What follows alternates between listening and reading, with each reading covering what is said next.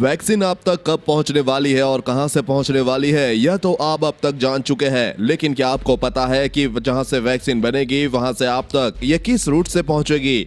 चूंकि वैक्सीन के उत्पादन के बाद उन्हें स्टोर करने के लिए अच्छी खासी मशक्कत करने की जरूरत पेश आने की खबरें आ चुकी है, इसलिए इन वैक्सीनों को आम आदमी तक पहुंचाना कम टेढ़ी खीर नहीं होगा।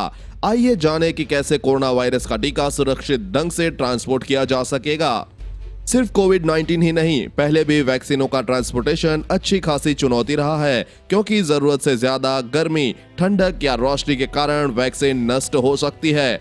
यह भी गौरतलब है कि भारत एक बड़ा देश है और यहाँ का मौसम गर्म रहता है, इसलिए यहाँ कोने कोने तक वैक्सीन को पहुँचाने की कसरत भी काफी अहम रहने वाली है। भारत जैसे या क्षेत्रफल में उससे बड़े किसी भी देश में यह कसरत अच्छी खासी होगी। कैसा होगा वैक्सीन का ट्रांसपोर्ट?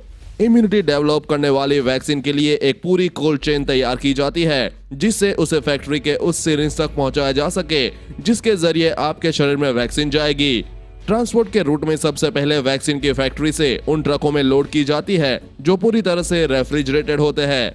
इसके बाद ये ट्रक हवाई अड्डों पर पहुंचते हैं और फिर बर्फ से पैक थर्मोकॉल से बक्सों में वैक्सीन के बॉक्स रखकर उड़ानों में लोड किए जाते हैं।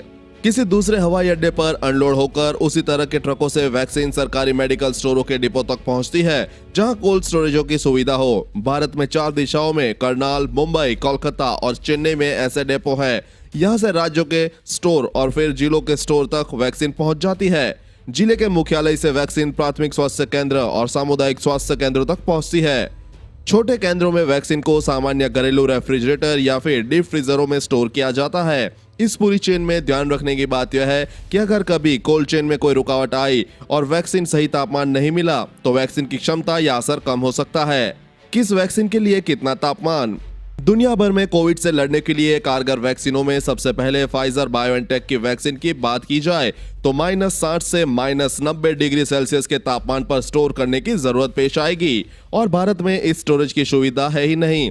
भारत ही क्या, ज्यादातर देशों में यह सुविधा नहीं है। दूसरी तरफ मॉडर्ना ने जो वैक्सीन डेवलप की है उसे -20 डिग्री तक स्टोर किया जा सकता है, जो सुविधा भारत में है। साथ ही इस वैक्सीन को 2 से 8 डिग्री के तापमान पर 1 महीने तक रखा जा सकता है, जो कि सामान्य रेफ्रिजरेटर के मुमकिन है।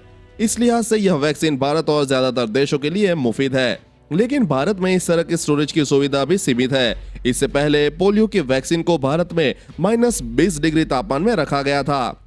स्पुतनिक वैक्सीन के स्टोरेज का मामला भी तकरीबन मॉडर्ना की वैक्सीन की तरह ही है। वही एस्ट्राजेनेका और ऑक्सफोर्ड की वैक्सीन को 2 से 8 डिग्री तापमान पर रखा जा सकता है, लेकिन भारत में इसकी सुविधा होने के बाद यह अभी नहीं पता है कि इस वैक्सीन को सुरक्षित स्टोर करने के लिए क्षमता और कितनी बढ़ानी होगी। इस खबर के बारे में अपने विचार नीचे कमेंट बॉक्स में लिखकर बताएं। वीडियो को लाइक और अपने दोस्तों के साथ शेयर करना ना भूले। साथ ही कोरोना वायरस वैक्सीन से जुड़ी हर खबर सबसे पहले पाने के लिए चैनल को सब्सक्राइब कर ले।